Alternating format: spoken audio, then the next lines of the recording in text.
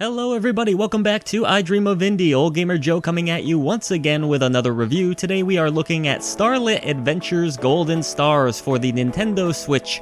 This game was developed and published by Rockhead Studios. It does allow for up to 4 players and it's an action-adventure arcade puzzler. This game has you taking control of either Bo or Kikki, and there are 64 stages for you to go through across 8 different worlds. Gameplay sort of reminds me of Dig Dug, or a classic arcade game from that era. You have to dig your way down through a variety of different tunnels and pathways, trying to collect a bunch of different coins as well as stars along the way. Starlit Adventures features a bunch of different suits for you to collect, and each suit has different attributes and abilities attached to it. Regardless of which suit you decide to choose, yes, you can pick between these suits, though some levels will only allow you to wear certain suits. Controls pretty much remain the same. The Y button allows for you to access your standard attack, or power as they refer to it as in this game. Depending on the suit, that will vary, of course. For example, if you're wearing the bomb suit, you'll be able to drop bombs and they'll explode after a period of time. Each suit also has a unique superpower attached to it, and that can be accessed by pressing the A button. Outside of that, you'll be able to jump with the B button,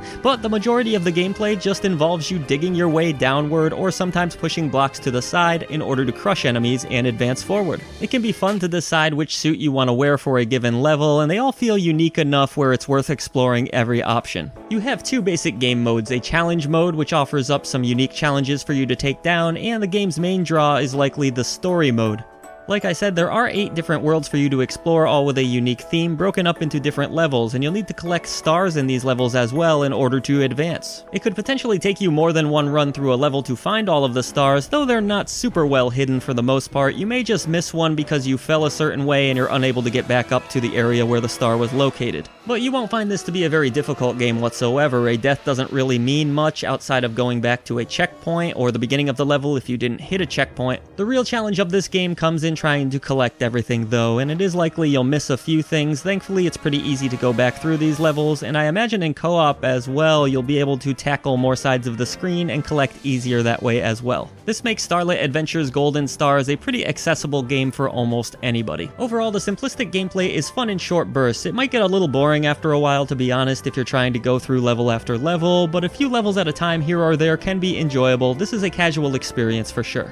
I felt like the controls did work well for the most part, except for the jumping in this game, particularly when I was trying to jump out of water in certain suits. It could be really frustrating to get back onto the platform. Graphically, the game is colorful and cute, but it does lack a little bit in detail. None of the enemies look all of that interesting. Even the characters you play as, they're not that interesting to look at. I didn't feel super attached to any of them. The art style just feels a little bit bland. It's lacking in certain areas. I don't think it's a bad-looking game, but it lacks personality. The sound effects are passable, they're nothing memorable, but the soundtrack's actually pretty good in this game. Very magical and whimsical, reminded me of a Nintendo title for sure.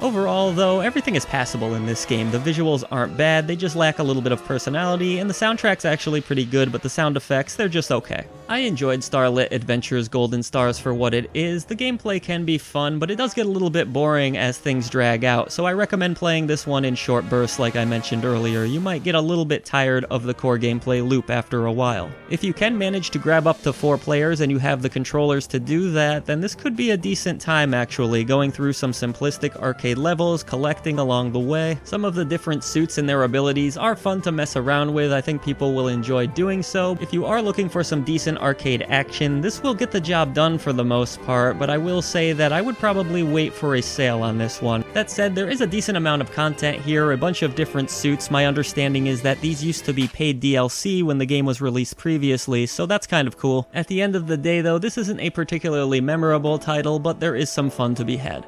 So will you be checking out Starlit Adventures Golden Stars? Let us know in the comments below, and if you have enjoyed our coverage today, consider hitting the subscribe button. Help us bring a voice to the voiceless ones in gaming. There's a ton of other ways that you can support I Dream of Indie down in the description box. We have a Facebook, a Discord, and a Patreon page where you can support us directly. However you end up doing so, we thank you so much.